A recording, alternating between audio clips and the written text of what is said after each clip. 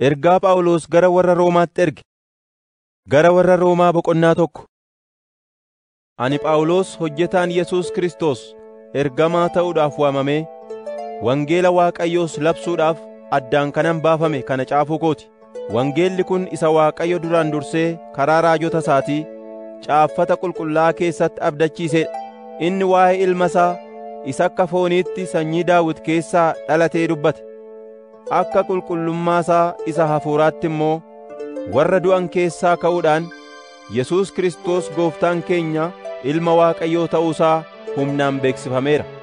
Ulfina maqaa isaatiif saba lafarraa hundumaa gara amantiitti, gara abboomamuuttis geessuudhaaf ayyaanni ergamoota ta'uu isumaan nuuf kennameera.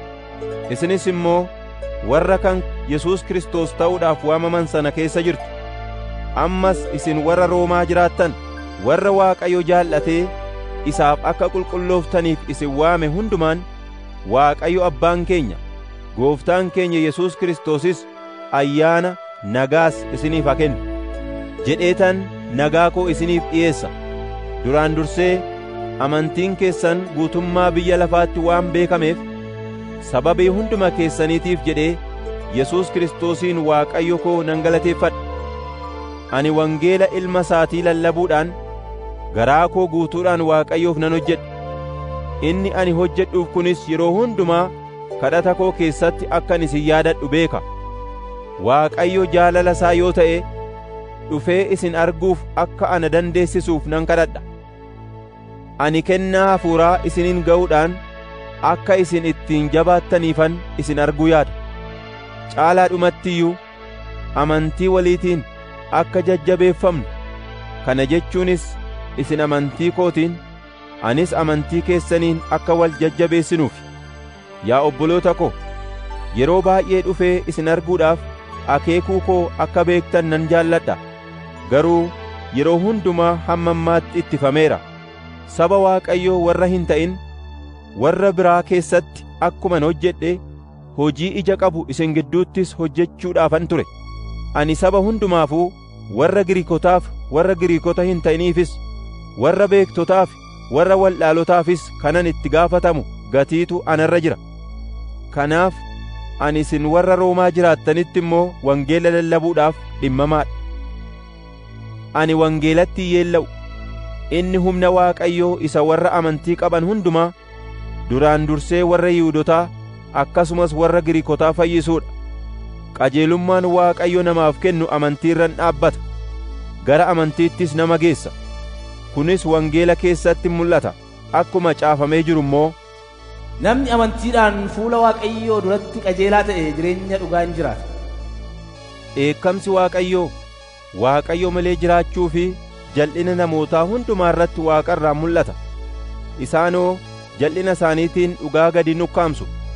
Waa'ee Waaqayyootiif beekuun kan namaaf danda'amu isaaniifis hubatamaadha.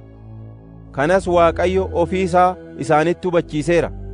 Bifni isaa ijaan hin argamne, garuu humni isaa inni bara baraa, waaqummaan isaas erga biyyi lafaa uumamee jalqabee waan inni uume irratti qalbifatamee yaadatti argamuu hin danda'a.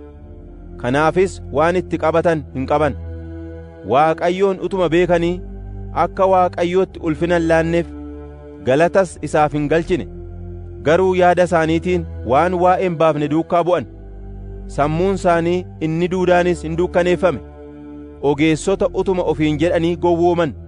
Ulfina Waaqayyoo isa hin duune bifa namaa isa du'utti, bifa simbirrootaatti, bifa bineensa miilla afuriitti, bifa warra lafarra munyuuqaniittis diddiiran. Kanaafis Waaqayyo kajeellaa garaa isaaniitiin xuraa'ummaatti, walii isaanii gidduuttis dhagna isaanii salphisuutti dabarsee isaan kenne.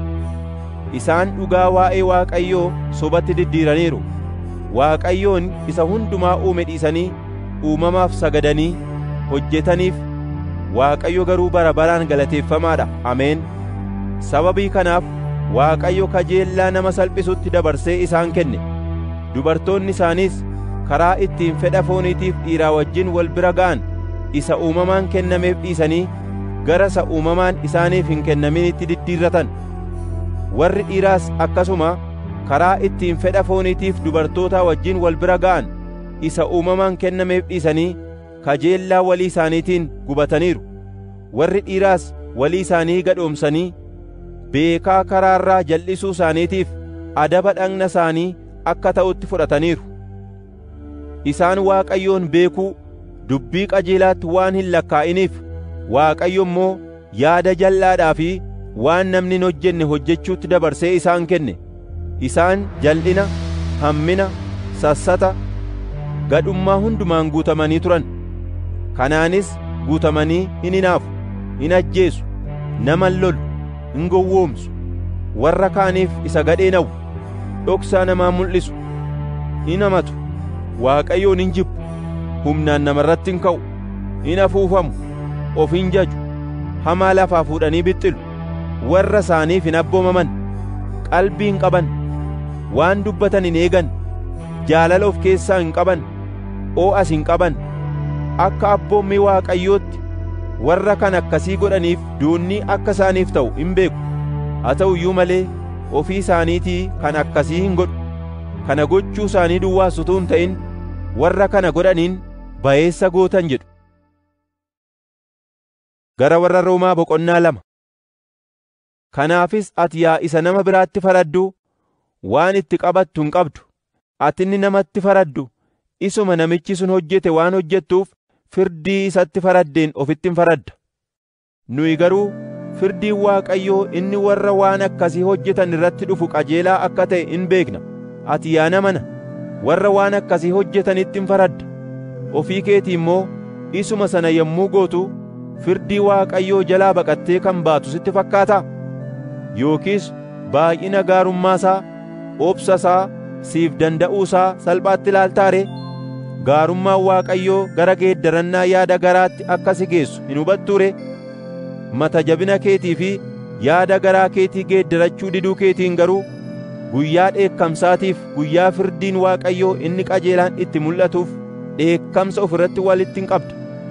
Waaqayyo nama hundumaafuu adda addaan akkuma hojii isaatti gatii hin kennaaf. Inni warra obsaan waan gaarii hojjechaa guddina ulfina hin darbine jireenya hin bannes Waaqayyo biraa argachuu barbaadaniif jireenya bara baraan kennaaf. Namoota warra ofittoo warra dhugaadhaaf abboomamuu didanii seera Waaqayyoo malee jiraachuudhaaf abboomamanitti garuu hin dheekkama. Isaan in ifatas. Dhiphinni fi gidiraan lubbuu nama hamaa godhuu hundumaatti in dhufa. Kunis duraan dursee nama Yihuudii irratti akkasumas nama Yihuudii hin ta'in irratti in dhufa. Guddinni, ulfinni, nagaanis nama waan gaarii hojjetu hundumaaf hin kennama. Kunis duraan dursee nama Yihuudiitiif akkasumas nama Yihuudii hin ta'iniif hin kennama. Waaqayyo nama wal hin caalchisu. Warri seera utuu hin qabaatin yakkan hundinuu seerichi utuu hin ilaalamin hin dhumu. Warri seera qabaatanii yakkan hundinuu seerichaan isaanitti hin faradama. Warri seera dhaga'an Waaqayyo duratti qajeelota ta'an, waan seerichi abboomu warri godhan garuu qajeelota ta'u. Yihuudota kan hin ta'in warri seericha hin qabne uumama isaaniitiin waan seerichi isaan irraa barbaadu yeroo hojjetan, yoo seericha hin qaban ta'e iyyuu isaan ufuma isaanii keessaa seera qabu. Isaan hojiin seerichi abboomu garaa isaanii keessatti akka caafamee jiru in argisiisu. Dhageettiin garaa isaanii akkasumas yaanni gara garaa takka takka isaan hadheessan, takka takka immoo isaaniif falman waa'ee kanaaf dhugaa ba'uu isaaniiti. Akka wangeela ani barsiisutti guyyaa Waaqayyo harka Yesuus Kiristoosiin dhoksaa namootaa bakkee baasee faradutti wanti kun hin beekama. Ati garuu ani Yihuudiidha ofiin jetta. Seerri anaaf jira jettee hin amanta. Waaqayyo dhuunfaa kooti jettee of hin jajja. Jaalala Waaqayyoo beekta. Seerichaan barsiifamtee isa ta'uuf isan taane gargar baafteen himta. Jaamotaaf karaa argisiisaa, warra dukkana keessa jiraniif ibsaa akka taate of amanta. Seericha keessattis beekumsaaf dhugaa isa bifa macaafaatti qophaa'e waan argatteef gowwootan gorsita, waldhaalotas hin barsiifta. Yoo akkas ta'e immoo ati warra kan biraa kan barsiiftu ofii kee immoo hin barsiiftuu? Hin hatin jettee utuma lallabduu ofii keetii immoo hin hatta miti? Hin ejjin jetta ati immoo hin ejjita miti? ati waaqayyolii tolfaman hin ciigaata. Galma isaanii immoo hin saamta mitii? Seera Waaqayyoo qabaachuu keetiin of hin jajja. Seericha cabsuu keetiin immoo maqaa Waaqayyoon salphifta mitii? Akkuma caafamee jiru, sababii keessaniif maqaan Waaqayyoo warra saba Waaqayyoo hin ta'in gidduutti in arrabsama hin jedha. Waan seerichi abboomu hundumaa yoo goote, dhagna qabaan siif waa'ee hin baasa. Seericharra yoo daddarbite garuu, dhagna qabachuun kee akka waan dhagna hin qabatin hafteetti lakkaa'ama. Namni dhagna hin qabatin immoo waan seerichi gaafatu yoo eege, dhagna hin qabatin hafuunsaa akka dhagna qabaatti hin lakkaa'amuufiire. Egaa namni akka uumametti utuu dhagna hin qabatin hafee waan seerichi abboomu raawwatu sitti hin farada. Ati seericha caafame utuu qabduu, utuma dhagna qabattuus seericharra hin daddarbita. Namni bifa isa bakkeetti mul'atuun Yihuudii waan ta'eef Yihuudii dhugaa hin ta'u. Dhagna qabaan fooniis dhagna qabaa dhugaa hin ta'u.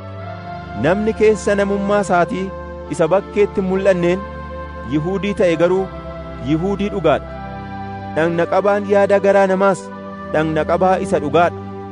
Kunis hojii hafuura Waaqayyooti malee hojii seericha isa caafamee miti. Namni akkasii kun Waaqayyo biratti malee namoota biratti hin jajamu. Gara warra Roomaa boqonnaa 3. Egaa Yihuudiin caalmaa maalii qaba ree? Yookiis bu'aan dhagna qabaa maali ree? Karaa kamiyyuu bu'aa baay'ee qaba.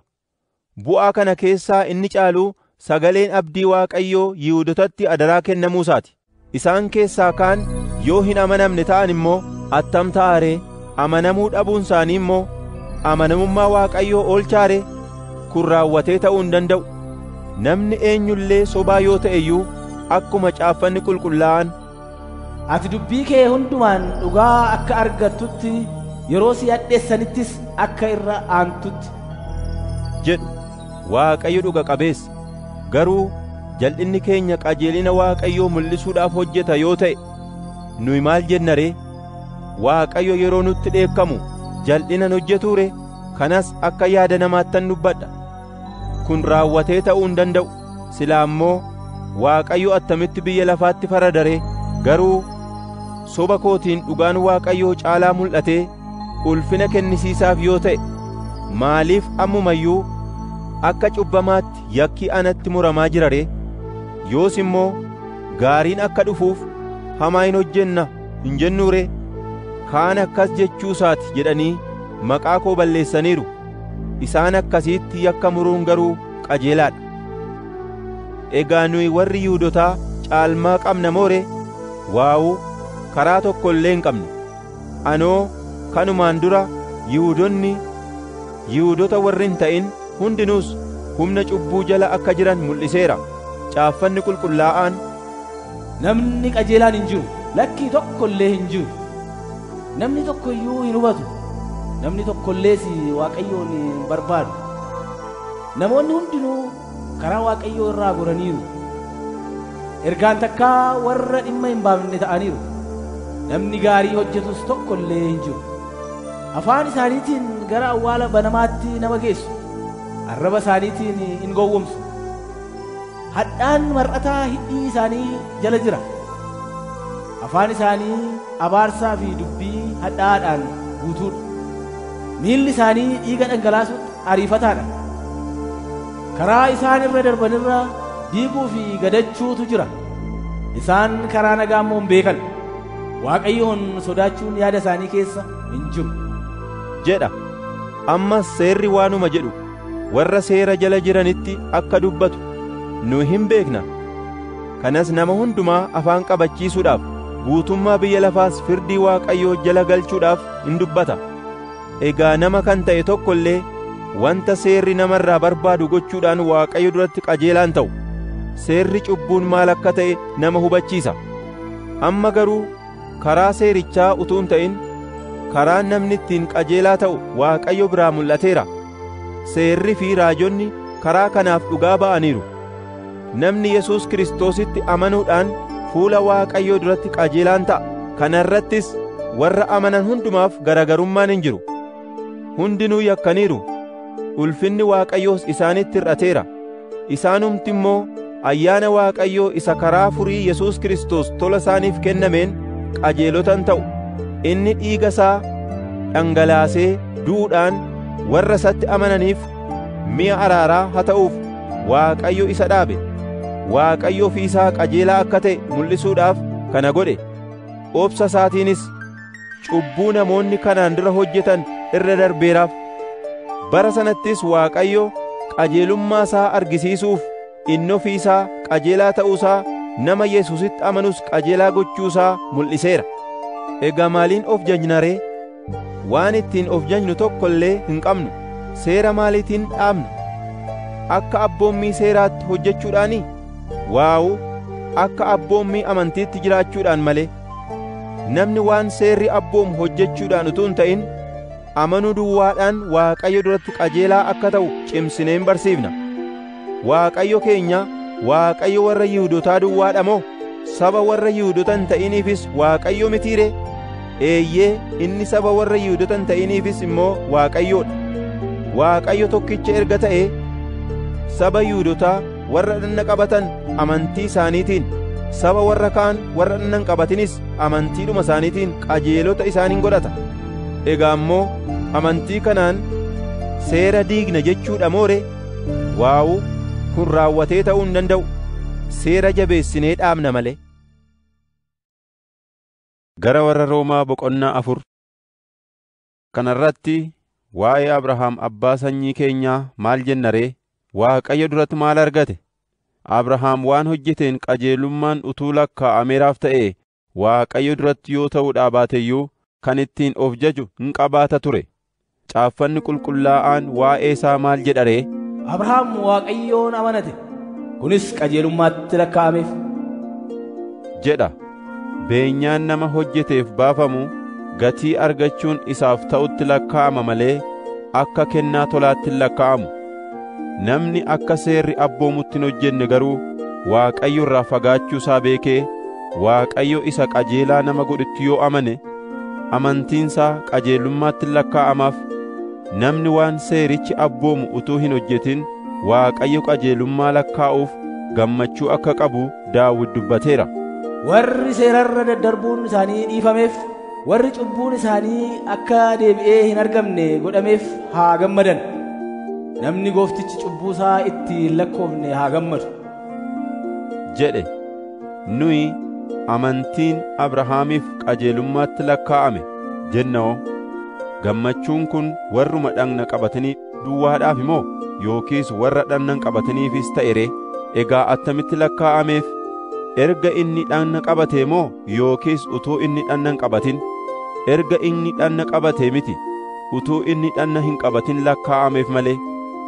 Abrahaam utuu dhagna hin qabatin qajeelummaa amantiidhaan argatee isa argate kana cimsachuudhaafis dhagna qabaa akka milikkitaatti fudhate.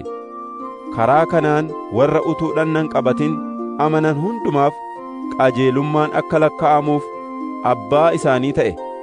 Inni warra dhagna qabataniifis abbaa ta'eera. Isaan keessaayyuu warra dhagna qabatan duwwaa utuu hin ta'in warra karaa amantii isa abbaan keenya Abrahaam utuu dhagna hin qabatin irra adeemerra faana isaa duukaa bu'aniifis abbaa ta'e. Abdiin Abrahaamiif yookiis sanyii isaatiif kenname biyya lafaa akka dhaaluuf, kunis Abrahaam seera waan eegeef utuu hin ta'in amantiidhaan qajeelummaa waan argateef isaaf kenname. Namoonni seericha eeguudhaan dhaala sana argatu yoo ta'e, amantiin namaa akkasumaan abdiin Waaqayyoos gatii malee hafa. Seerri dheekkamsa Waaqayyoo fida. Garuu utuu seerri hin jiru ta'ee seerarra darbuunis hin jiru ture. Kanaafis abdichi ayyaana irraa kan ka'e sanyii isaa hundumaafis kan eegamu akka ta'uuf amantiirra dhaabbate. Kunis warra seera eeguutti qabaman duwwaaf utuu hin ta'in warra akka Abrahaam amananiifis immoo in eegama. Abrahaam abbaa hunduma keenyaati. Abdiin kun fuula Waaqayyoo dura jira. Saba baay'eedhaaf abbaa akka taatuuf ani si dhaabeera kan jedhu caafameera. Abrahaam immoo Waaqayyo isa warra du'an jiraachisu, isa waan hin jirre akka jiraatu godhutti amaneera. Abrahaam akka yaada namaatti waan hin abdachiifne abdate. Sanyiin kee akkasin baay'ata. Akkuma jedhames abbaa saba baay'ee akka ta'u amane. Inni dhagni isaa akka du'e, nama waggaa 100 guutuu ga'e ta'uusaa, gadameessi Saaraas akka waan du'ee ta'uusaa hedduudhaan amantiitti hin laafne. Inni amantiitti jabaatee Waaqayyoof hooqubaa dhi'eesse malee amanuu dhabuudhaan abdii Waaqayyo kenneef hin dhabne. Waaqayyo waan abdachiise gochuudhaaf immoo akka danda'u inni guutummaatti hubateera. Kanaaf iyyuu qajeelummaatti isaaf lakkaa'ame jedhame. Inni isaaf lakkaa'ame jedhu Abrahaam duwwaadhaaf caafame miti. Nuyi warra amannuufis immoo akka lakkaa'amu caafameera. Nuyis Waaqayyo isa Gooftaa keenya Yesuusiin warra du'an keessaa kaasetti amanna. Yesuus irra daddarba keenyaaf du'atti dabarfamee kenname, qajeelummaa akka argannuufis du'aa kaafame. Gara warra Roomaa boqonnaa 5. Kanaafis amantiidhaan qajeelota erga taanee Gooftaa keenya Yesuus Kiristoosiin Waaqayyo biratti nagaa qabna. Karaa isaa ayyaana isa amma mi'eeffachaa jirru kanatti amantiidhaan dhi'aachuu arganneerra. Abdii ulfina Waaqayyoo irraa hirmaachuu keenyas gammachuudhaan hin himna. Kana malees immoo gidiraan obsa akka fidu beeknee gidiraa nutti dhufes gammachuudhaan hin himna. Obsi qoramanii ba'uu fida, qoramanii ba'uunis abdii fida. Sababii Waaqayyo jaalala isaa isa karaa Hafuura Qulqulluu nuuf kenname garaa keenya keessatti dhangalaaseef abdiin immoo nu yeellaasisu. Nuyi amma illee of dadhaboo taanee utuu jirruu yeroon yaadame yommuu ga'etti Kiristoos warra akkuma keenya Waaqayyo irraa fagaatan hundumaaf du'e. Tarii namni nama waan gaarii godhe tokkoof du'uuf fedha qaba ta'a malee nama qajeelaadhaaf waan du'uuf hin fakkaatu. Waaqayyo garuu utuma nuyi cubbamoota taanee jirruu Kiristoos nuuf du'uu isaatiin hammam akka nu jaallate agarsiisa. Kanaafis amma nuyi dhiiga isaa isa dhangala'een qajeelota erga taanee hammam caalaatti isumaan immoo dheekkamsa Waaqayyoo jalaa ooluuf jirra. Nuyi amma illee diinota utuma jirruu du'a ilma isaatiin Waaqayyotti erga araaramnee amma immoo nuyi warri isatti araaramnee jireenya isaatiin hammam caalaatti ooluuf jirra. Kana duwwaas miti, Gooftaa keenya Yesuus Kiristoosiin amma araara waan qabnuufis Waaqayyotti gammaduu keenya in himna malee. Egaa cubbuun karaa nama tokkoo biyya lafaatti akkuma dhufe, duunnis karaa cubbuu akka gale, akkasumas namoonni hundinuu waan yakkaniif duunni sanyii namaa hundumaa wal ga'e. Utuma seerichi hin kennamin iyyuu cubbuun biyya lafaarra jira ture. Garuu lafa seerri hin jirretti cubbuun hin lakkaa'amu. Haa ta'u iyyuu malee bara Addaamii jalqabee hamma bara Museetti duunni nama hundumaa irratti mo'e. Warruma sanyii irra daddarbaa Addaamiin hin yakkin irratti iyyuu mo'eera. Addaam fakkeenya isa dhufuuf jedhuu sanaa tureoo. Kennaan Waaqayyo tola kenne garuu akka irra daddarba sanaa miti. Namoonni baay'een irra daddarba nama tokkootiin yoo du'an, ayyaanni Waaqayyoo fi kennaan tolaa inni isa irra guddaa caalu immoo Yesuus Kiristoos namicha tokkicha sanaan namoota baay'eedhaaf in argama. Wanti kennaan Waaqayyoo inni tolaa kun fidu immoo akka isa cubbuun nama tokkoo fide sana miti. Irra daddarbaa namicha tokkicha sana irratti firdiitu kenname. Firdichis yakka kan muru ture. Irra daddarbaa namoota baay'ee irratti garuu kennaan tolaatu kenname. Kennaan sunis qajeelummaatti kan geessu ture. Irra daddarbaa nama tokkootiin sababii nama tokkicha sanaaf duunni erga mo'ee, warri qajeelummaa argatan immoo Yesuus Kiristoos namicha tokkicha sanaan hammam guddaa caalchisanii jireenyatti hamo'an ree? Isaan ayyaana Waaqayyoo fi kennaa tolaa hamma isaan irraa hafutti fudhataniiru. Egaa akkuma irra daddarbuun nama tokkichaa nama hundumaatti yakka mursiise, qajeelchuun nama tokko immoo namoota hundumaa firdii qajeelummaa argachiiseen jiraachisa. Akkuma abboomamuu diduu nama tokkootiin baay'een cubbamoota ta'an, abboomamuu nama tokkootiin immoo akkasuma baay'een qajeelota ta'u. Seerri irra daddarbaa baay'isuudhaaf gidduu lixe. Garuu lafa irra daddarbuun baay'atetti immoo ayyaanni Waaqayyoo caalaatti baay'ate. Akkuma cubbuun karaa du'aa mo'e, ayyaannis karaa Gooftaa keenyaa Yesuus Kiristoos gara jireenya bara baraatti nu geessuudhaaf qajeelummaadhaan in mo'a. Gara warra Roomaa boqonnaa 6. Egaa ayyaanni Waaqayyoo akka baay'atuuf cubbuutti jiraachuu itti fufna jennaa ree? Kun matumaa hin ta'u. Nuyi warri cubbuu jalaa duune si'achi attamitti cubbuu jala jiraanna ree? Yookiis nuyi warri Kiristoos Yesuusitti dabalamuudhaaf cuuphamne du'a isaattis isatti dabalamuudhaaf akka cuuphamne hin wallaaltanii ree? Nuyi cuuphamuudhaan du'a isaatti isatti dabalamnee isaa wajjin awwaalamneerra. Kiristoos humna Abbaa isa ulfina qabeessaan warra du'an keessaa akkuma kaafame, nus immoo jireenya haaraatti in jiraanna. Akkuma du'a isaatti isaa wajjin walitti dabalamne, akkasuma du'aa ka'uu isaattis isaa wajjin walitti in dabalamna. Nuyi deebinee garba cubbuu akka hin taanetti, dhagni inni cubbuu hojjetu akka badduu baafamuuf, namummaan keenya inni moofaan isaa wajjin akka fannifame in beekna. Namni yommuu du'u humna cubbuu jalaan ba'a.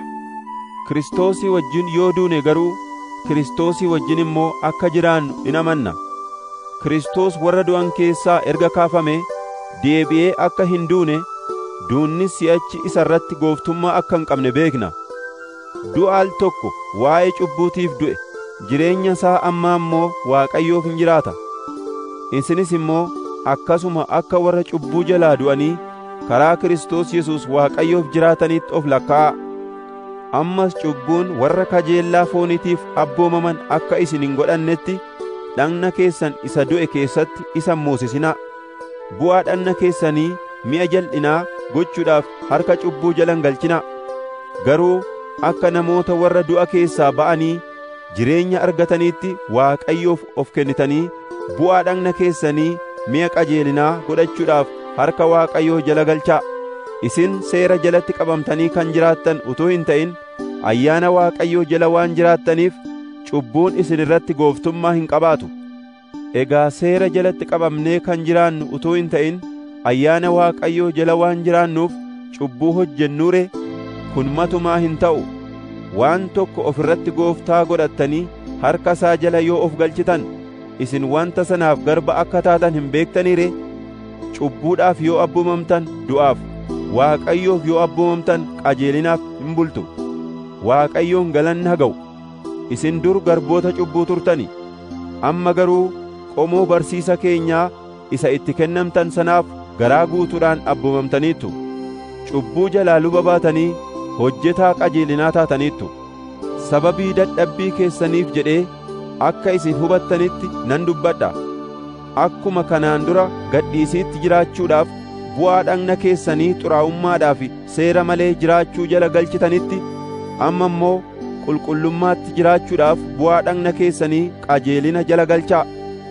Garboota cubbuu yommuu turtanii qajeelinaa fi abboomamuu jalaa baatanii turtani. Egaa hojiin keessan yeroo sanaa ija attamii kenne ree? Ija inni kenne sanatti amma yeella'aa jirtu. Wanti kun hundinuu gara dhumaatti du'atti hin geessa. Amma garuu cubbuu jalaa luba baatanii hojjetoota Waaqayyoo taataniittu. Kunis qulqullummaadhaaf ija isiniif godhata. Gara dhumaattis jireenya bara baraatti isin geessa. Beenyaan nama cubbuu hojjetuu du'a. Kennaan Waaqayyoo inni Kiristoos Yesuus Gooftaa keenya wajjin tola kennamu garuu jireenya bara baraati. Gara warra Roomaa boqonnaa 7. Obboloota ko, isin warra seera hubattanitti nan dubbadha. Seerri hamma namni jiru duwwaatti nama irratti gooftummaa akka qabu hin beektanii ree? Fakkeenyaaf dubartiin heerumte tokko hamma abbaan manaa ishee jiraattu duwwaatti seeraan itti hidhamtee jirti.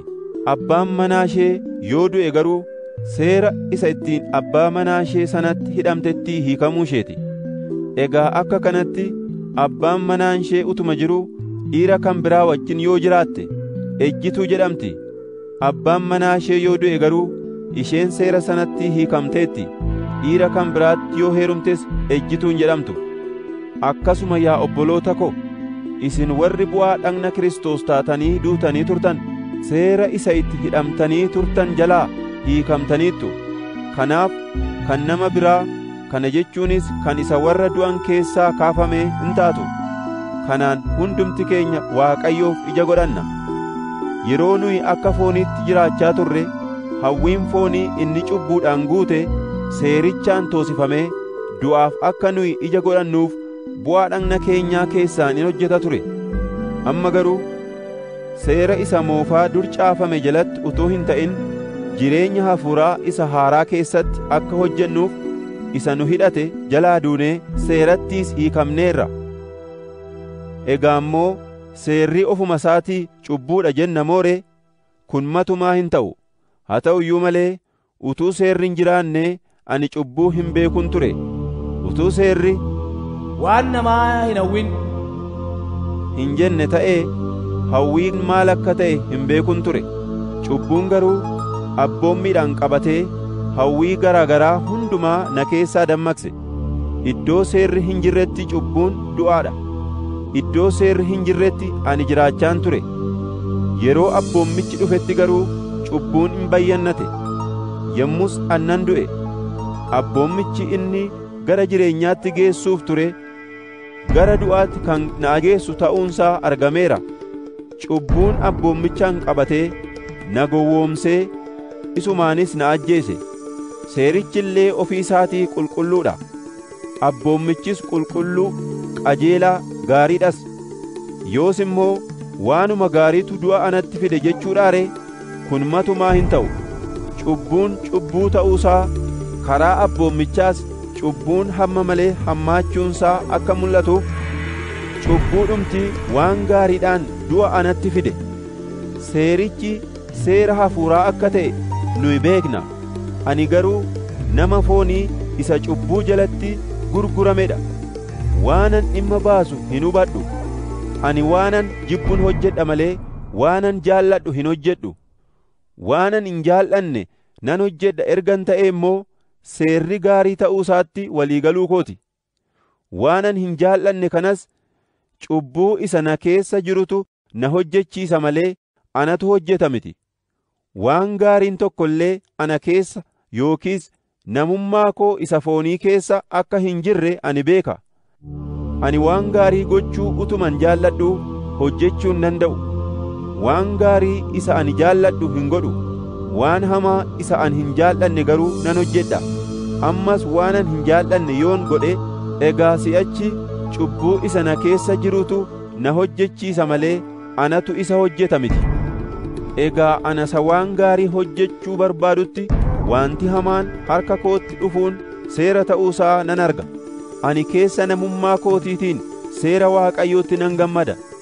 Seerri kan biraa immoo bu'aa dhagna kootii keessaa seera isa yaanni garaa kootii fudhate wajjin utuu wal loluu nan arga. Lola kanaanis seera cubbuu isa bu'aa dhagna kootii keessatti hojjechaa jiru jalatti na boojisiisa. Ana nama gadadamaa foon isa gara du'aatti na geessu kan harkaa eenyutu na baasa? Karaa Gooftaa keenya Yesuus Kiristoos Waaqayyoof galanna ta'u. Akka kanatti ani ofii kootii yaada garaa kootiin seera Waaqayyoof nan hojjedha. Namummaa koo isa fooniitiin garuu seera cubbuuf nan hojjedha. Gara warra Roomaa boqonnaa 8. Egaa amma firdiin warra Kiristoos Yesuusitti qabamanii jiraatanitti faradamu tokko illee hin jiru. Seerri hafuuraa inni karaa Kiristoos Yesuus nama jiraachisu seera cubbuu isa du'atti nama geessu jalaa si baaseera. Sababii nama fooniitiif seerri hojii isaa hojjechuu dadhabe. Waaqayyo ilma ofii isaatii ergee cubbuu isa nama foonii keessaatti farade. Ilmi isaa kun foon isa namni cubbamaan uffatu uffatee cubbuu balleessuu dhufe. Wanti seerri nurraa gaafatu nuyi warra akka fedha hafuuraatti malee fedha fooniitti hin jiraanne keessatti akka raawwatamuuf Waaqayyo kana godhe. Warri akka fedha fooniitti jiraatan yaada isaanii fedha fooniirra dhaabaniiru. Warri akka fedha hafuuraatti jiraatan garuu waa'ee waan hafuuraa hin yaadu. Yaada ofii fedha fooniitti hidhuun du'a fida. Yaada ofii fedha hafuuraatti hidhuun garuu jireenya nagaas hin fida. Akka fedha fooniitti yaaduun diina Waaqayyoo nama godha. Yaanni akkasii seera Waaqayyootii wajjin waliin galu. Isaaf abboomamuus hin danda'u. Warri akka fedha fooniitti jiraatan Waaqayyoon garaa ciibsuu hin danda'an. Hafuurri Waaqayyoo yoo dhuguma isin keessa jiraate, isin akka fedha hafuuraatti malee akka fedha fooniitti hin jiraattan. Namni hafuura Kiristoos of keessaa hin qabne kan Kiristoos miti. Kiristoos isin keessa erga jiraate, dhagni keessan sababii cubbuutiif du'aa yoo ta'e iyyuu, sababii qajeelummaa argattaniif hafuurichi jireenya isiniif hin ta'a. Hafuurri Waaqayyoo inni Yesuusiin warra du'an keessaa kaase isin keessa yoo jiraate, inni Kiristoosiin warra du'an keessaa kaase hafuura isaa isa isin keessa jiraatuun dhagna keessan isa du'us immoo in jiraachisa. Egaa obboloota ko, wanti raawwachuun nuuf ta'u yoo jiraate iyyuu akka fedha fooniitti jiraachuudhaaf isaaf abboomamuun nuuf hin ta'u. Akka fedha fooniitti yoo jiraattan du'uun keessan beekamaadha. Hafuuraan hojii namummaa keessan isa foonii yoo ajjeeftan garuu in jiraattu. Warri hafuura Waaqayyootiin geggeeffaman hundinuu ilmaan Waaqayyooti. Hafuurichi isin fudhattan hafuura ilmummaatti guddifamuuti malee hafuura garbummaa isa sodaa jalatti isin deebisu miti. Hafuura kanaanis Abbaa keenya jennee Waaqayyoon hin waammanna. Hafuurri Waaqayyoo hafuura keenya wajjin walii galee ijoollee Waaqayyoo ta'uu keenya dhugaan ba'a. Nu ijoollee Waaqayyoo erga taane warra waan hundumaa argatan hin taana. Waan kana hundumaas Waaqayyo biraan arganna. Kiristoosii wajjin erga dhiphannee isaa wajjin immoo ulfaachuudhaaf waan Kiristoos argatu hundumaas isaa wajjin in arganna. Dhiphinni keenya si'anaa kun ulfina isa nuuf mul'ifamuuf jiru wajjin wal bukkee qabamee ilaalamuu akka hin dandeenyetti nan lakkaa'a. Uumamni hundinuu mul'achuu ijoollee Waaqayyoo dhimmanii eeggachaa jiru. Uumamni wanta gatii hin qabne akka ta'u godhameera. Innillee ofii isaatii akkas ta'uu hin barbaanne, garuu isuma isa uumetu akkas isa godhe. Haa ta'u iyyuu malee akkas ta'uunsaa abdii qaba ture. Uumamni garbummaa isa wanta badu isa godhe jalaa luban ba'a. Luba ba'uun kun gara birmadummaa ijoollee Waaqayyoo warra ulfina qabaniitti hin geessa. Uumamni hundinuu hamma ammaatti akka aaduuf akka ciniinsifatu beekna. Uumama sana duwwaatu aada miti. Nuyi warri hafuura Waaqayyoo akka qabdiitti arganne iyyuu ilmummaatti guddifamuu, namummaan keenya inni fooniis furamuu dhimminee yeroo eeggannutti garaa keenyatti naanna.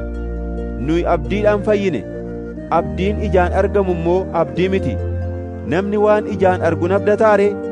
Wanta ijaan hin argine yoo abdanne garuu obsaan in eegganna. Hafuurichis immoo akkuma kanatti dadhabbii keenyatti nu gargaara. Nuyi maal kadhachuun akka nuuf barbaachisu akka ta'utti hin beeknu. Hafuurichi garuu aaduu isaatiin karaa namni dubbiidhaan mul'isuu hin dandeenyeen nuuf hin kadhata. Hafuurichi akka jaalala Waaqayyootti warra isaaf qulqullaa'aniif hin kadhata. Waaqayyo inni garaa namaa fonqolchu immoo yaada hafuurichaa beeka. Waaqayyo warra isa jaallatan karaa hundumaa gargaaree gara gaariitti isaan hin geessa. Isaanoo warra akka akeeka isaatiitti waamamanii dha. Warra duraan dursee beekumsa isaatiin fo'ate, fakkaattii ilma isaa isa obboloota baay'eedhaaf hangafa ta'uuf jiru akka ta'aniif yaadaan isaan qabe. Warra yaadaan isaan qabe immoo waameera. Warra waame immoo qajeelota isaan godheera. Warra qajeelota godhe immoo ulfinaan isaan ga'eera. Kana hundumaa irratti Waaqayyo gara keenya erga ta'ee eenyutu nurratti ka'a jenna ree? Waaqayyo ilma isaa utuu hin mararsiifatin hunduma keenyaaf dabarsee erga kenne, waan hundumaas immoo ilma isaa wajjin tola nuuf hin kennuu ree? Warra Waaqayyo fo'ate eenyutu hadheessa ree? Erga Waaqayyo akka waan balleessaa hin qabneetti isaan lakkaa'e kan hadheessu hin jiru. Eenyutu itti farada ree? Erga Kiristoos Yesuus du'ee kaafame immoo gara mirga Waaqayyootti argamee Waaqayyoon nuuf kadhate kan itti faradu hin jiru. Eenyutu jaalala Kiristoositti gargar nu baasa? Gidiraan yookiis muddamni, ari'atamuun, beelli yookiis qullaa ta'uun, sodaachifamuun yookiis billaan gargar nu baasuu danda'a ree? Sababii keetiif namoonni guyyaa guyyaatti nu keessaa hin ajjeefamu. Akka hoolota qalamuuf jedhaniitti lakkaa'amnee jirra kan jedhu caafameera. Waan nurra ga'e hundumaatti garuu karaa isa nu jaallatee moo'icha guddaa arganna. Duunni, jireenyi, ergamoonni Waaqarraa warri bantii Waaqaa keessatti aboo qabu jedhamanii sodaataman, wanti amma jiru, wanti dhufuuf jirus hundinuu, wanti humna argisiisuu danda'us jaalala Waaqayyootti gargar akka nun baafne ani beeka.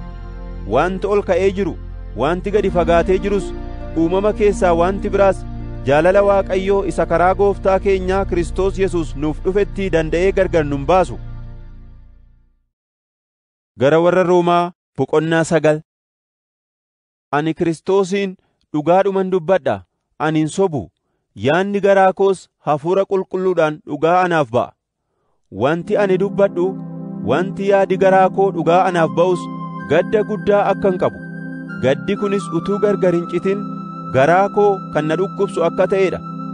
Isaan gargaara yoo ta'e, sababii obboloota koo warra foon koo fi dhiiga kootiif jedhee ofii kootii Kiristoositti gargar kutamee utuun abaarame iyyuu nan jaalladhan ture.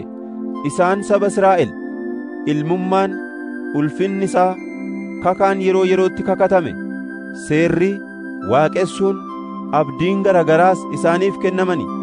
Abboonni qomoo kan isaaniiti. Akka firooma foonittis Kiristoos qomoo isaanii keessaa dhalate. Waaqayyo inni hundumaa gararraa jiru bara baraan haa galateeffamu. Ameen. Kun garuu dubbiin Waaqayyoo fiixaan ba'uu dadhabe jechuu miti. Sanyii Israa'el kan ta'e hundinuu Israa'el dhugaa miti. Sanyii Abrahaam kan ta'e hundinuus ijoollee Abrahaam miti. Garuu Yisihaaqiin sanyiin siif hin lakkaa'ama jedhameera. Kunis firooma foonii isattiin dhalataniin ijoollee Waaqayyoo ta'u miti. Warra abdii Waaqayyootiin dhalatetu sanyii dhugaatti lakkaa'ama malee jechuudha. Abdichi yeroo akkasitti deebi'ee nan dhufa, Saaraanis ilma godhattee na eegdi kan jedhu ture. Kana duwwaas miti. Ribqaan ilmaan lakkuu nama tokkoof, innis abaabilii keenya Yisihaaqiif in ulfoofte. Ijoolleen sun utuu hin dhalatin, isaan keessaas tokko illee gaarii yookiis hamaa utuu hin godhin, akeeki fo'annaa Waaqayyoo dhaabbataa akka ta'uuf, akka waamicha isaatiitti malee akka gocha namaatti akka hin taane beeksisuudhaaf, inni hangafni isa quxisuudhaaf in hojjeta jedhamee haadha isaaniitti himamee ture. Akkuma caafame, ani Yaaqoobiin nan jaalladhe, Esaawu garuu nan jibbe jedhe. Egaa karaa Waaqayyoo loogatu jira jenna moore? Matumaa kun ta'uu hin danda'u. Inni Museedhaan, namuma ani araara gochuufii barbaaduuf araara nan godhaaf, namuma ani garaa laafuufii barbaaduufis garaa nan laafaaf jedha. Kanaafis kun akka araara Waaqayyootti malee akka jaalala yookiis dhama'ina namaatti miti. Caaffanni qulqullaa'aan Fara'ooniin, ani maqaan koo lafa hundumaa irratti akka labsamutti humna koo irratti argisiisuudhaan ol si kaasa jedha. Egaa inni nama barbaaduuf araaran godha, nama barbaadus mata jabeessan godha. Kana irratti ati, yoos immoo Waaqayyo attamitti balleessaa namarraa argata ree? Jaalala isaatiinis eenyutu mormuu danda'a ree? Anaanin jetta. Garuu nama nana kana Waaqayyotti deebisuudhaaf ati eenyu? Wanti harka namaatiin hojjetame tokko isa hojjeteen maaliif akkasitti na hojjette in jedhaanii? Namni suphee dha'u tokko suphee kutaa tokkorraa qodaa mana taa'uuf qodaa lagootti itti hojjetamu dha'uudhaaf aboo qaba mitiiree? Waaqayyo inni dheekkamsa isaa argisiisu, humna isaas beeksisuu barbaade, warra akka qodaa dheekkamsaa ta'anii badiisaaf qophaa'an kanaaf baay'ee obsuu danda'eera yoo ta'e immoo maal ta'inna laata ree? Akkasumas badhaadhummaa ulfina isaa namoota akka qodaa araaraa ta'anii warra inni duraan dursee ulfinaaf qopheesse irratti mul'isuudhaaf godheera yoo ta'e oo? Warri qodaatti fakkeeffamnes nuyi. Inni warra Yihuudota duwwaa waame utuu hin ta'in, Yihuudota warra hin ta'in keessaas waameera. Inni macaafa Hose'aa keessatti, warra kan koo hin ta'in saba koo jedhee nan waama, biyya hin jaallataminis jaallatamtuu koo jedhee nan waama, iddoodhuma isin saba koo miti jedhamee itti himametti ilmaan Waaqayyoo jiraataa jedhamanii waamamu jedha. Isaayyaas immoo waa'ee Israa'eliif, lakkoofsi ijoollee Israa'el akka cirracha galaana qarqaraa yoo baay'ate iyyuu isaan keessaa hambaa isaanii duwwaatu oola. Gooftichi dubbii isaa isa sodaachisaa gabaabsee lafarratti hin raawwata jedheen labsa. Akkuma Isaayyaas duraan dursee dubbates, Gooftaan maccaa ijoolleetu nuuf hin hambifne ta'ee nuyi akka Sodoom taanee Gomoraas fakkaannee turre jedhe. Egaa amma maal jennu ree? Saba Waaqayyoo warri hin ta'in qajeelummaa argachuudhaafis warri hin dhama'in qajeelummaa argataniiru. Qajeelummaan isaanii immoo amantii keessaan argama. Israa'el warri seera qajeelota isaan godhu argachuudhaaf dhama'an garuu isa bira hin geenye. Maaliif isa bira hin geenye? Isaan amantii keessaa utuu hin ta'in akka waan inni hojii keessaa argamuutti waan itti dhama'aniif isa bira hin geenye. Isaan dhagaa gufannaa sana irratti gufatani. Akkuma caafame, kunoo ani dhagaa gufannaa kattaa nama kuffisus Xiyoon keessa nan kaa'a, inni isatti amanatu immoo hin yeella'u jedhe. Gara warra Roomaa boqonnaa 10. Obboloota ko, Yihuudoonni akka fayyan garaa koo hundumaan nan hawwa. Isaaniifis Waaqayyoon nan kadhadha. Isaan Waaqayyoof akka hinaafan dhugaa nan ba'aaf.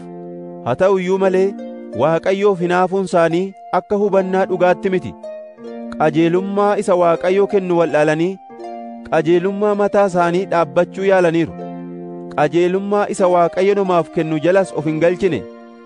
Kiristoos nama amanu hundumaa gara qajeelummaatti geessuudhaan seericha iddoodhaan hin ga'a. Museen waa'ee qajeelummaa isa seera keessaa argamuutiif, namni wanta seerichi jedhu godhu ittiin hin jiraata jedhee caafeera. Qajeelummaan amantii keessaa argamu garuu Kiristoosin gadi fiduudhaaf eenyutu gara Waaqaatti ol ba'a? Yookiis immoo Kiristoosin warra du'an keessaa ol fiduudhaaf eenyutu qileetti gadi bu'a jettee garaa keetti hin yaadin jedhe. Egaa maal godhi jedha ree? Dubbichi sitti dhiyoodha, afaan kee keessa, garaa kee keessas jira jedha. Dubbichis dubbii amantii isa nuyi lallabnuudha.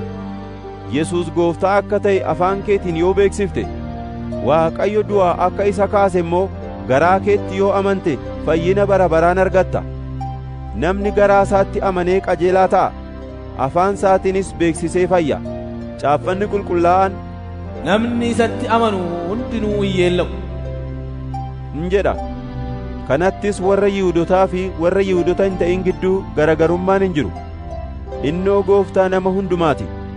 Warra isa waammatan hundumaafis badhaadhummaa isaarraa hin kenna.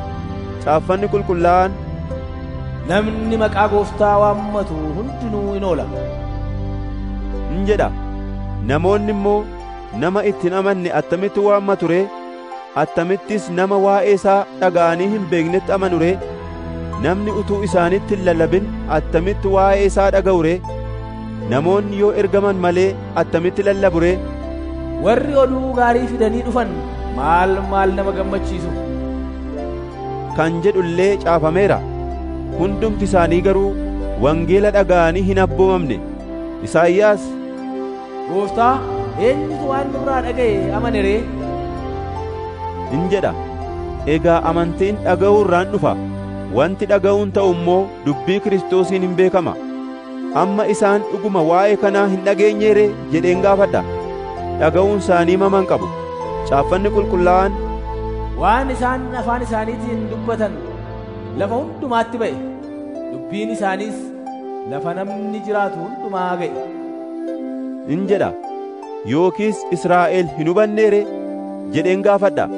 Waaqayyo duraan dursee, warra saba koo hin ta'initti akka hinaaftan nan godha, gaabbitaniis saba wallaalaatti akka isin aartan nan godha jechuusaa Museen dubbateera.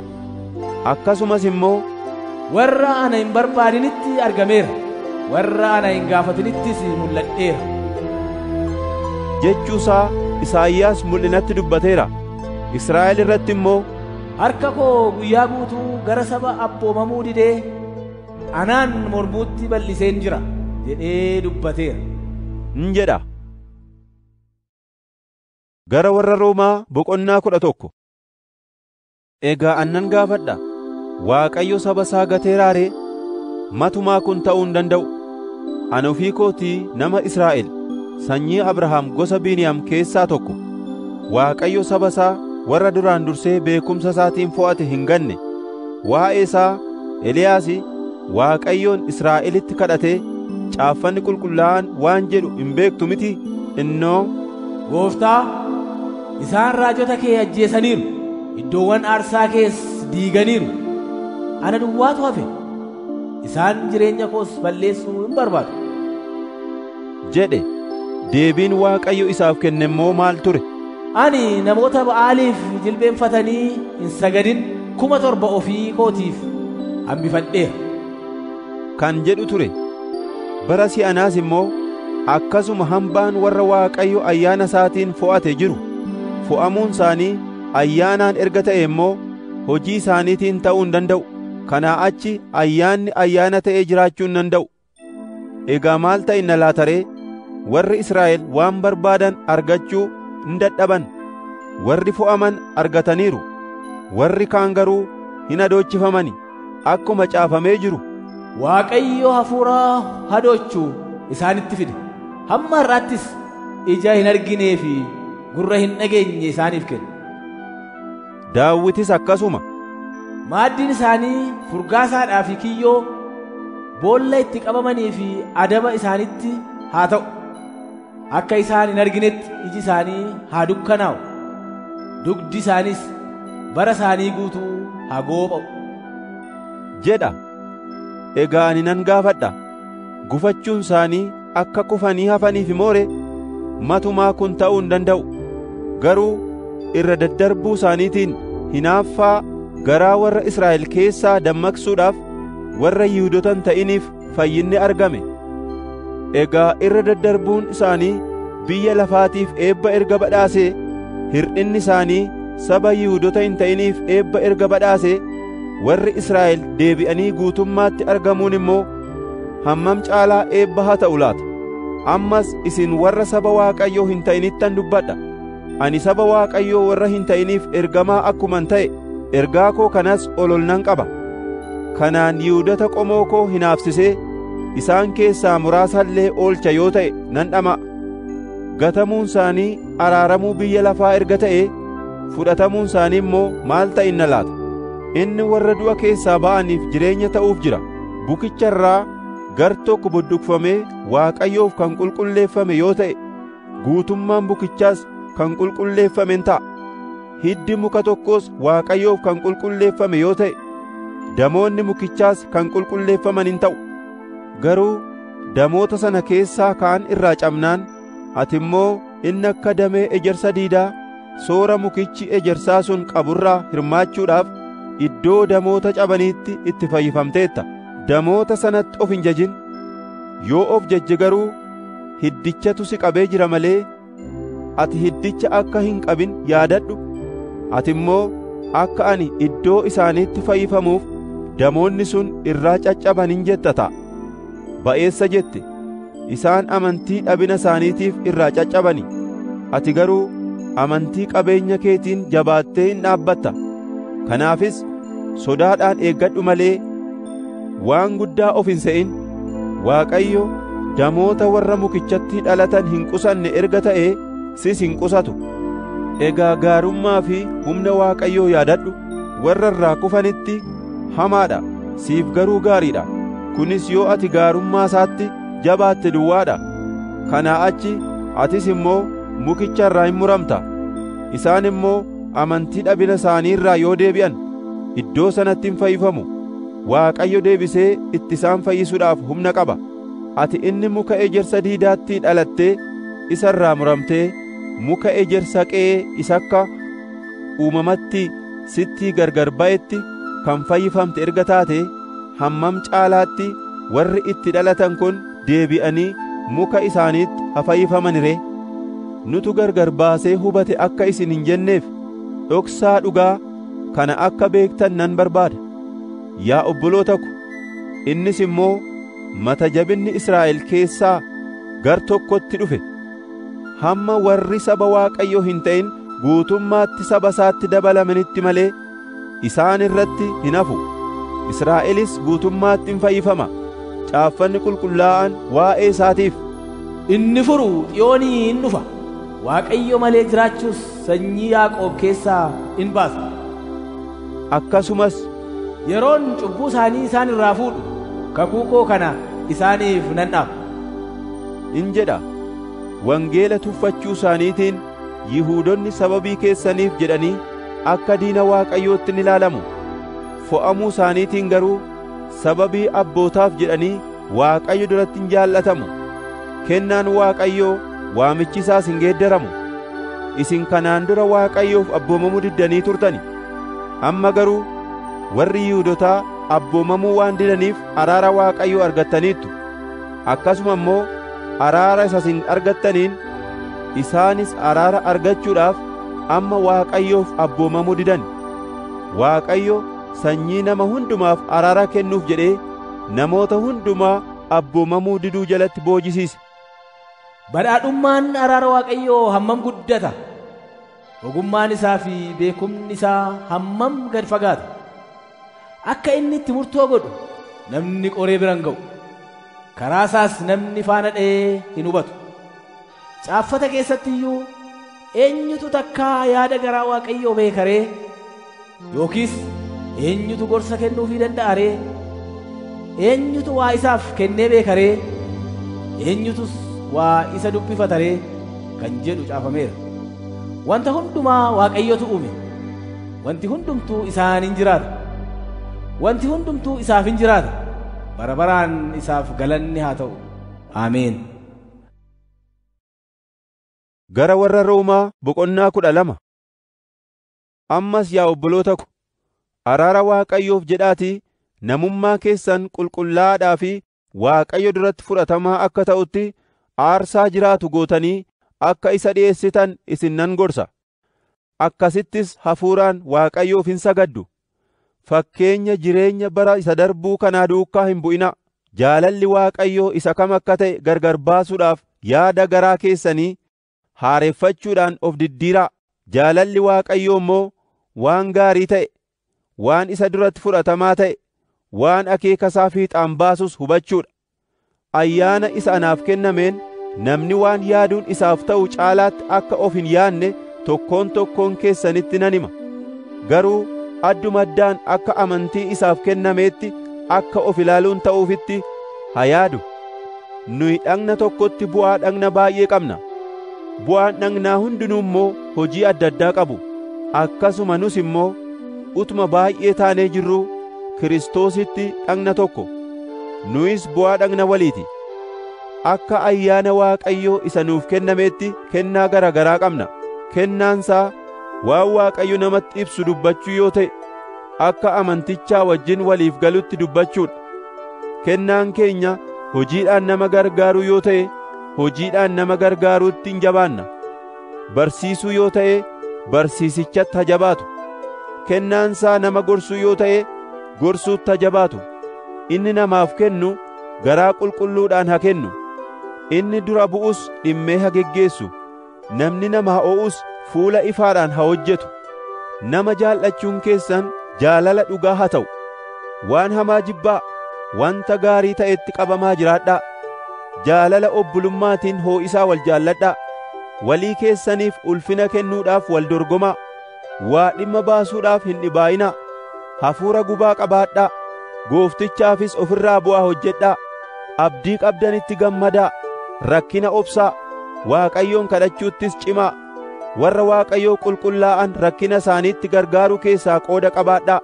Keessummoota simachuutti dhimmaa. Warra isin ari'atan eebbisaa. Isaan eebbisaa malee hin abaarinaa. Warra gammadanii wajjin gammadaa. Warra boo'anii wajjinis boo'aa. Waa'ee walii keessaniif yaada tokko qabaadhaa. Isin ol of qabuu hin yaadinaa. Warra gaddeebi'anii wajjin jiraachuu baraa. Nuyi ogeessota ofiin jettanii ogummaa keessan of duwwaadhaaf hin godhatinaa. Namni hamaa yoo isin irratti hojjete deebiftanii hamaa irratti hin hojjetinaa. Waan fuula namaa hundumaa duratti fudhatamaa ta'e yaadatti qabadhaa. Nama hundumaa wajjin nagaatti jiraachuudhaaf karaa keessan wanta danda'amu hundumaa godhaa. Michoota ko, ijaa baasuu dheekkamsa Waaqayyootti dhiisaa malee ofii keessanii ijaan baafatinaa. Caaffata qulqullaa'aa keessatti Waaqayyo Gooftaan, ijaa baasuun kan kooti, ani hojii namaa mataasaa irratti nan deebisa jedhee dubbateera. Iddoo tokkotti immoo, diinni kee yoo beela'e nyaachisi, yoo dheebote sobaasi. Kana gochuu keetiinis gaabbee akka inni yeella'u goota jedhamee caafameera. Waan gaariidhaan isa hamaa mo'i malee hamaan sin mo'in. Gara warra Roomaa boqonnaa 13. Namni hundinuu warra biyya bulchuudhaaf aboo qabaniif haa abboomamu. Fedha Waaqayyoo malee aboo qabaachuun hin danda'amu. Warra aboo qabatanis Waaqayyotu achi isaan dhaabe. Kanaaf namni aboo kanaaf abboomamuu diduu waan Waaqayyo dhaabeen hin morma. Warri kana godhanis firdii of irratti hin fidu. Namoota waan gadhee hojjetan malee namoonni gaarii hojjetan warra biyya seerratan hin sodaatani. Egaa atis aboo isaanii akka hin sodaanne godhachuun barbaaddaa? Yoos waan gaarii hojjedhu. Akkasitti warra aboo qaban biraa galatan argatta. Isaan kun waan gaarii hojjisiisuudhaaf Waaqayyo biraa siif kennamani. Ati waan hamaa yoo hojjette garuu isaan sodaadhu. Isaan nama hamaa hojjetu irratti adaba Waaqayyoo raawwachuudhaaf malee billaa isa ittiin adabuudhaaf itti kenname sana akkasumaan hin baatani. Kanaafis namni adaba Waaqayyoo duwwaaf utuu hin ta'in yaada garaasaa ciibsachuuf abboomamuun hin ta'a. Isinis kanaaf gibira baaftu. Warri aboo qaban kunis yeroo kana raawwachuudhaaf dhaabatanitti Waaqayyoof hojjechuu isaaniiti. Egaa hundumaaf waan isaan isinirraa argachuuf malan baasaaf. Isa gibira isaaf ta'uuf gibira, isa qaraxa isaaf ta'uuf qaraxa, isa sodaatamuun isaaf ta'uuf sodaatamuu, isa ulfinni isaaf ta'uuf ulfina kennaaf. Wal jaallachuurraa kan hafe gatii wal dubbifattan hin qabaatinaa. Namni nama jaallatu waan seerri isa irraa barbaadu raawwachuu isaati. Abboommonni, hin ejjin, hin ajjeesin, hin hatin, waan namaa hin hawwin jedhan. Warri kaanis hundinuu dubbii tokkicha isa, nama akka ofii keetiitti jaalladhu jedhuun hin xumuramu. Namni nama erga jaallatee waan hamaa isa irratti hin hojjetu. Kanaafis nama jaallachuun seera raawwachuudha. Yeroo itti dura amanne caalaas amma guyyaan fayyinaa waan nutti dhiyaateef yeroon kun yeroo itti hirribaa dammaquun isinirra jiru ta'uusaa beekaa. Halkanichi sokkee guyyichi dhiyaateera.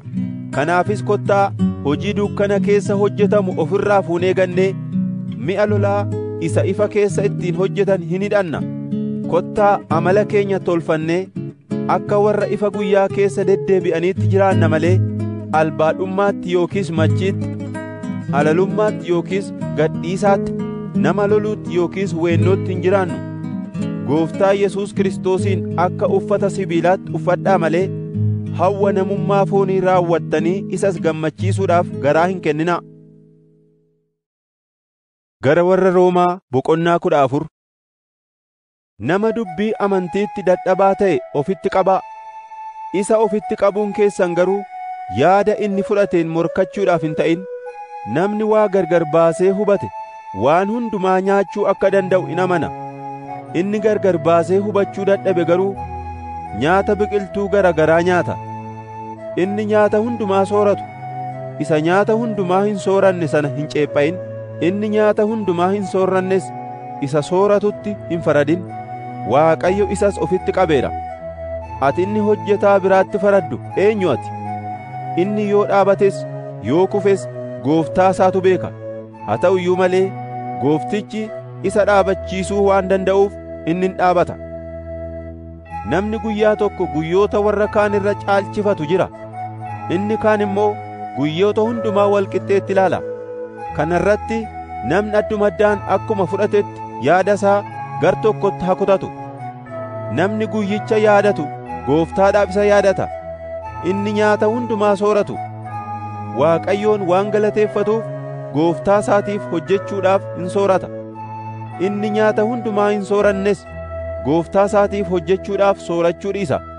Waaqayyoon immoo galateeffata. Nu keessaa tokko illee akeeka ofii isaatiif hin jiraatu. tokko illees akeeka ofii isaatiif hin du'u. Yoo jiraanne akeeka Gooftichaatiin jiraanna, yoo duunes akeeka Gooftichaatiin duuna. Egaa jiraannus duunus nuyi kan Gooftichaati. Gooftaa warra du'aniif warra jiranii ta'uudhaaf Kiristoos du'ee deebi'ee jiraate. Ati garuu maaliif obboleessa keetti faraddare? Yookiis ati maaliif obboleessa kee ceephaatare? Hundumti keenya barcuma firdii Waaqayyoo duratti dhi'aachuudhaaf jirra. Caaffata qulqullaa'aa keessatti, dhugaan isa jiraataa, jilbi hundinuu anaaf jilbeenfachuuf, arrabni hundinuus ana Waaqayyo akkan ta'e beeksisuuf jiru jedha Gooftichi kan jedhu caafameera. Kanaafis nu keessaa hundumtinuu adda addaan waan godhe sababii isaa wajjin Waaqayyotti himuuf jira. Egaa kottaa walitti hin farannu. Isin gufuu dura keessanii obboleessa keessan karaa Waaqayyoo irraa akka hin gufachiifneef murtoo godhaa malee. Ani karaa Gooftaa Yesuus wanti tokko illee ofii isaatii xuraa'aa akka hin taane beekeera. Fudhadheeras. Namni tokko wanti kun xuraa'aadha jedhee yoo amane garuu isaaf xuraa'aa hin ta'a. Nyaanni ati nyaattu yaada obboleessa keetii yoo miidhe ati jaalalatti qabamtee jiraatta miti. Nyaata ofii keetiif nyaattuun nama Kiristoos du'eef gara badiisaatti hin geessin. Kanaanis wanta gaarii Waaqayyo biraa argattan hin arrabsiisinaa. Mootummaan Waaqayyoo mootummaa qajeelummaa, nagaaf gammachuu warra Hafuura Qulqulluu biraa kennamaniiti malee mootummaa nyaataa fi dhugaatii miti.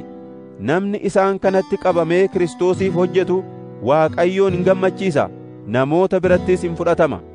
Kanaafis kottaa wanta nagaaf ta'u, waan ittiin jireenya tokkummaa waliif ijaarru duukaa hin buuna. Nyaataaf jettee hojii Waaqayyoo hin diigin. Wanti nyaatamu hundinuu qullaa'aadha. Namicha nyaata isaatiin nama gufachiisuuf garuu gadheedha. Egaa foon nyaachuu, daadhii waynii dhuguu yookiis waanuma obboleessi kee ittiin gufatu dhiisuun gaariidha. Waan qajeelaadha jettee amantee fudhatte immoo ofii kee fi Waaqayyo gidduutti qabaadhu. Namni wanta hubatee fudhate sanatti deebi'ee ofitti hin faranne gammachuu qaba. Namni mamaa waa nyaatu garuu amantiidhaan waan inni hin fudhatiniif ittiin faradama. Wanti amantiidhaan hin hojjetamne hundinuu cubbuudha. Gara warra Roomaa boqonnaa 15. Nuyi warri dubbii amantiitti jajjaboo taane dadhabbii warra dadhabootaa baachuutu nuuf ta'a malee ofii keenya gammachiisuudhaaf dhama'uu miti. Nu keessaa addumaddaan isa kaaniif gaarii akka ta'uuf jireenya tokkummaas akka ijaaruuf nama haa gammachiisu. Kiristoos immoo isa caaffanni qulqullaa'aan, arrabsoon ittiin si arrabsan anarra bu'e jedhutu isa irratti raawwatame malee inni ofii isaa hin gammachiifne. Nuyi obsaaf jajjabina caaffanni qulqullaa'oon nuuf kennaniin abdii akka argannutti wanti caaffata qulqullaa'oo keessatti caafaman hundinuu nu barsiisuuf caafamani.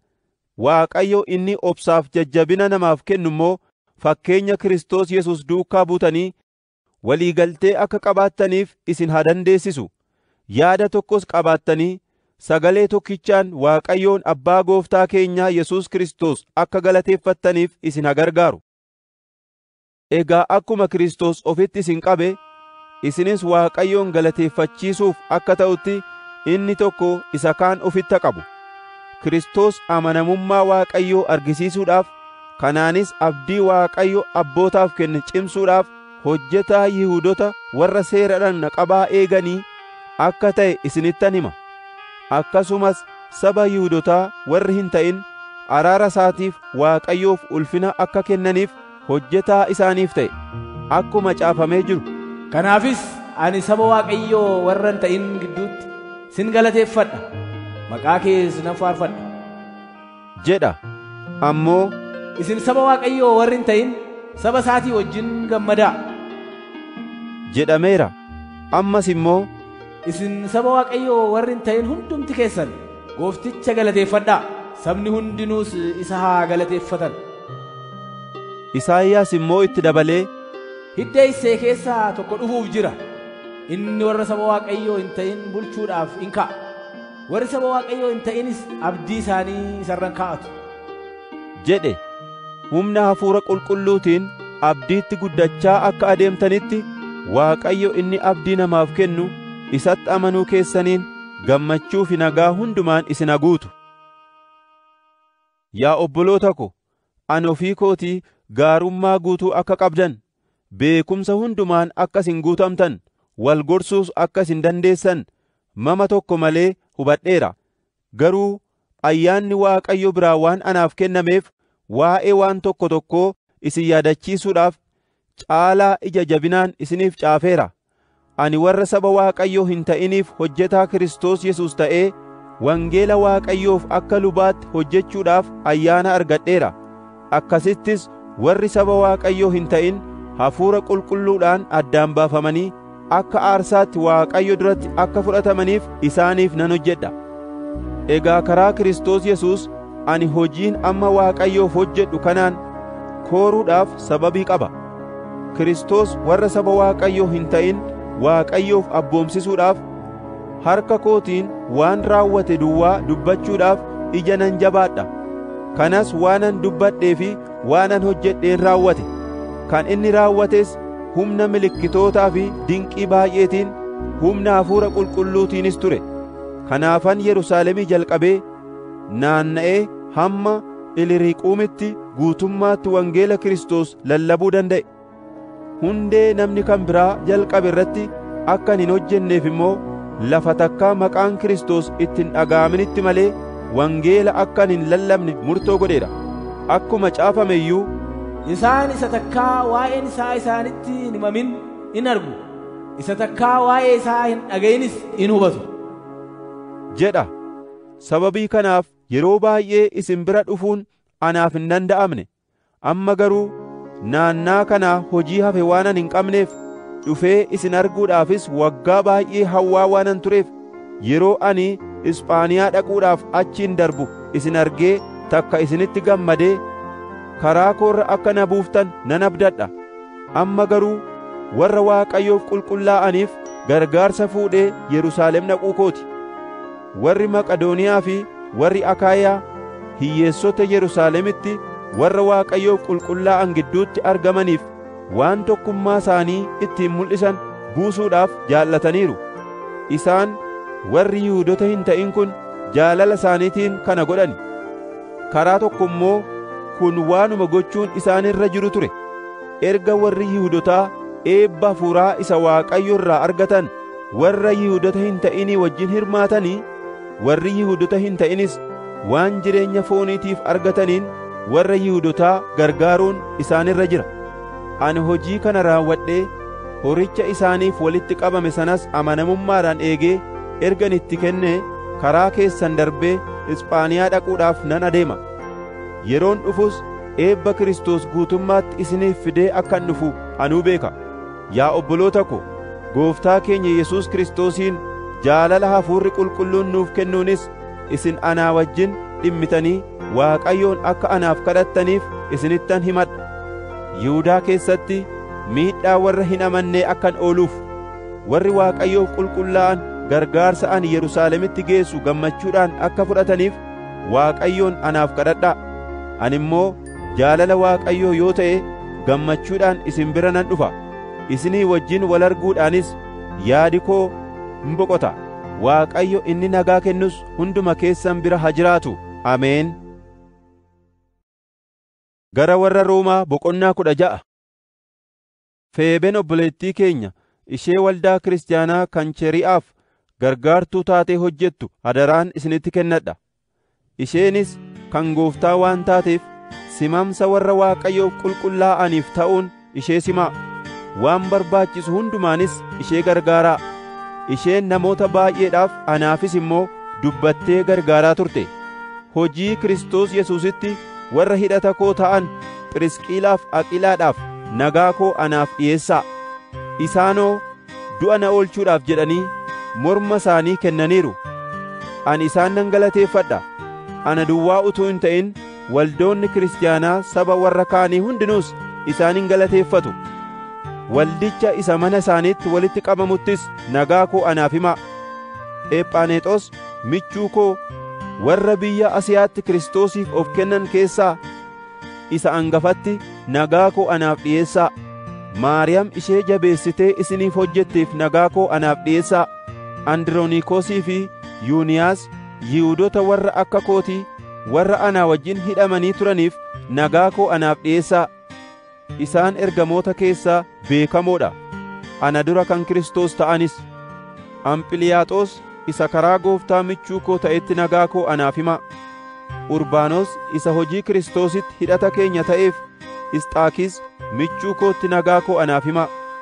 Aphelees isa kan Kiristoos ta'uunsaa qoramee bira ga'ameef nagaa koo anaaf dhi'eessaa. Namoota maatii Arisxobulos keessaa dhufanitti nagaa koo anaaf himaa. Heroodiyoon Yihuudii akka kootiitti nagaa koo anaaf himaa. Maatii Naarkisos keessaa warra Gooftaa fudhataniif nagaa koo anaaf dhi'eessaa. Tirifeenee fi Tirifaasee warra hojii Gooftaatti dadhabaa jiranitti nagaa koo anaaf himaa.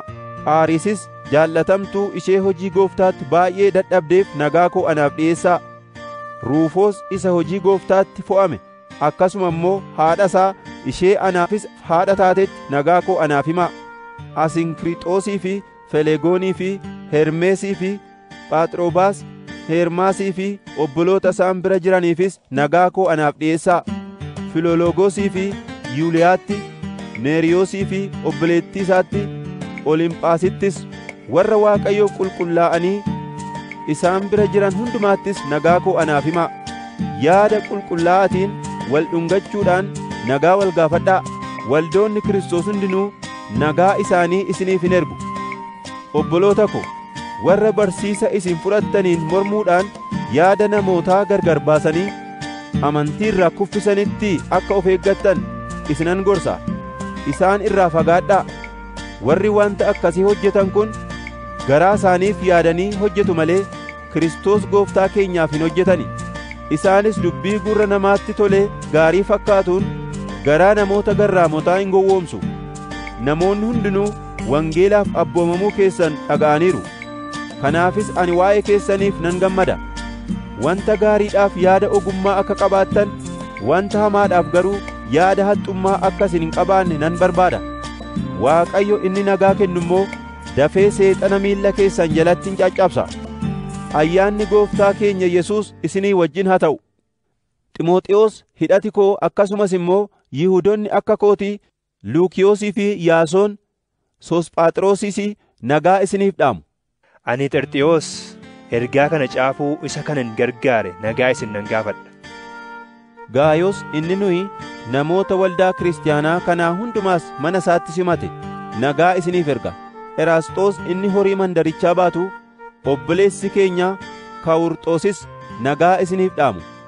Ayyaanni Gooftaa keenya Yesuus Kiristoos hunduma keessanii wajjin haa ta'u. Ameen.